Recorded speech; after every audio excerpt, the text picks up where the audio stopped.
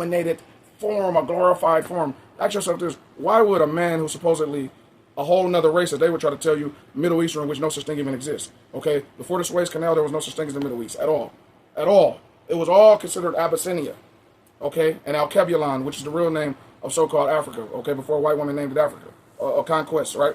So when it was called Abyssinia, Al-Kebulon, okay, and the real Negro land was there, whereas the crown of Judah is at. You can look at the old map. The crown of Judah was located right in the middle of Negro land, Nigritia, okay, which is where he comes from. They forgot to blot that out of the Bible. That's why the Bible said he has skin. Let's go piece by piece. Hair of wool, eyes of fire, and don't let that go over your head. And skin of bronze. Some say brass, as if it had been burnt in a furnace. They're letting you know, they're doubling down. So if he was so-called Middle Eastern, which would mean Persian, by the way, when these people are saying this, they don't even know what they're talking about, which he was not Middle Eastern because he was a Hebrew Israelite. The Ishmaelites. The name sounds similar. Ishmaelite and Israelite sound alike, but they're totally different, okay? Two total different racial phenotypes. Hebrew Israelites of antiquity came from Negro land, which was the real Jerusalem, was and Crown of Judah was located. I'm telling you this for a fact. You can look this up. I'll tell you what. You think I'm playing? Because I come with receipts. You know, I'm Mr. Evidence and receipts always. Both anecdotal, collective, and empirical. That's how you get empirical data. You get anecdotal studies. You mix that together with enough of a collective database, and then it turns into empirical data.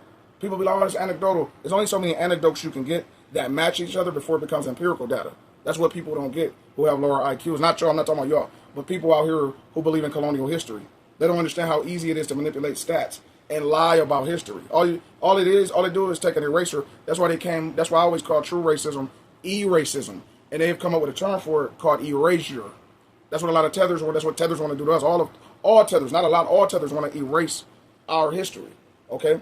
On this landmass, and just in general, the Negro history, everyone wants to rewrite it, revise it, and erase it to make us look like a lesser class of people, a permanent historical underclass, which, by the way, don't fall for that. We were not always a historical underclass. We were always a small group of people. Like right now, we only represent like 13% of the whole population, not just of America, but the world. It's only like 13, maybe 14% of the world that are Negroes, real like true Negroes from the tribe of Judah, like Christ, right? That's why everyone is obsessed with that a small group. That's why it's like the whole world just hates us, a little bit of a small group of people here in America. It's not only America people that hate that actually hate us FBA people. It's the whole world. But don't let them fool you and tell you it's because of behavior. It has nothing to do with behavior. Outside of greatness, what the hatred they have is hatred for the Most High God and His chosen bloodline. No one likes to be excluded, especially from God. Okay, and that's what they know. Genetically, the Hebrews of antiquity had children and had children, and they follow. Historically, there's a paper trail on who the Hebrew Israelites are. And genetically, I'm not talking about no groups, no organizations, none of that. None of that. I don't subscribe to no groups, nothing at all. Because even FBA, that's not a group, that's a lineage. Hebrew Israelite is also a lineage. FBA is essentially just the tribe of Judah. It's the Hebrew Israelites of Judah. That's what FBA really is naturally. Even if they don't know it, that's just the natural genetics of things. I'm talking blood quantum, E1, B1A, 12 series DNA, unique Albert Perry type of Y haplotype. See, I know geneticists, right? I know blood quantum. I know carbon dating. I know that high-level science. So I'm telling you, this is the secret of your blood. This is why, and I ain't going to get too deep into what I was going to say, but let's just say this is why people are very obsessed with a small percentage of beings. They call them nine ether beings as well. Okay? That's why everybody in this world is obsessed with the foundation of Black Americans of America. It's a little deeper even than the things that Tariq be saying. Salute to Brother Tariq, by the way. Tariq Nasheed that's a king naturally, a king amongst men. That brother's a natural born king. Notice I'm not saying leader because he's not a leader, but just a spiritual. That brother got a powerful spirit about himself. Salute to him. Okay. But this blood quantum stuff I'm talking about, this is even deeper than the stuff bro knows. Okay. And that ain't that's not degrade anything he say because he know his scholarship. He's a historical savant. I'm not gonna lie. I wish that when he's talking to the pink supremacists and even just other people, especially tethers, I wish that he would be more serious about the scholarship when he's talking to them because I know he knows the scholarship. He know about Walter Plecker in the 1800s and in the late 1700s and early 1800s reclassifying indigenous Negro American tribes as West Africans, as Negro. They purposely reclassified our people here who were naturally indigenous Negroes. They mixed us in on paper with the Africans, the 3% who came to North America, and tried to say we were all the same because we were actually a warrior class. See, the Black Americans, the indigenous Black Americans, we were the only group that fought against pink supremacy, what you call white tea supremacy. But we were the only group that fought against the demonic evil deity, which is white supremacy, because you got to remember, our bloodline is the biblical warriors. We're the spiritual fighters. Just like our Christ, our Messiah. Notice I say the Messiah came for, like he said, for his people, not everyone. But we have that spiritual element like him. That's why the movie Sinners is powerful, because it shows you in my opinion, the autobiographical, historical, collective conscious of different races of people, how they feel. That's why I don't do colonial Christianity right now, because you notice even in Sinners it shows you how they do this almost democratic talking.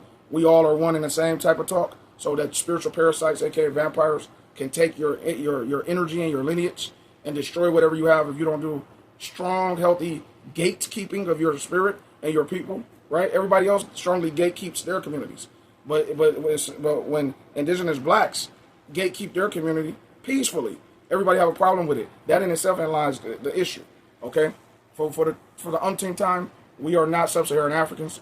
There was an ethnogenesis here in America, as well. But even prior to the ethnogenesis, and by the way, a lot of y'all don't know what that means. Ethnogenesis simply means that a multitude of different races mixed and created a permanent mulatto class, if you want to call it that, but a permanent admixture class that created its own race, just like what happened in the Caribbean, Brazil, so on and so forth, wherever there were slave ports, right? And transitions, wherever there was slave exchange and imports, that happened because they blended the people together. Some naturally, some was forced. Okay, but that's just the way it goes. So it was no different. That happened here in America too, where, and you can look up Walter Plecker. You'll see the demon devil himself. Okay, who made sure it happened here in America, North America particularly, because he established himself that the people, the Black American, the foundational Black Americans, the indigenous native blacks of this land, right? Walter Plecker established that we were considered historically, even way before our known civil rights activists that we know, before the Martin Luther Kings, before the Malcolm X, but this precedes all of them. But even before them, we were already considered a warrior race, a warrior class.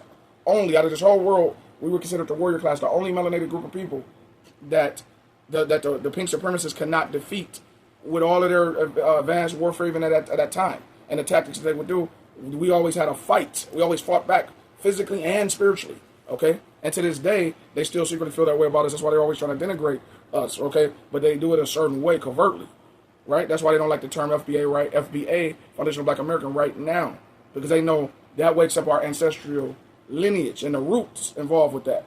There's root work involved with that, spiritual work. So what does that mean? A person can have a root put on them and don't even know it. A root is a spiritual thing. You know what I'm saying? You can't judge or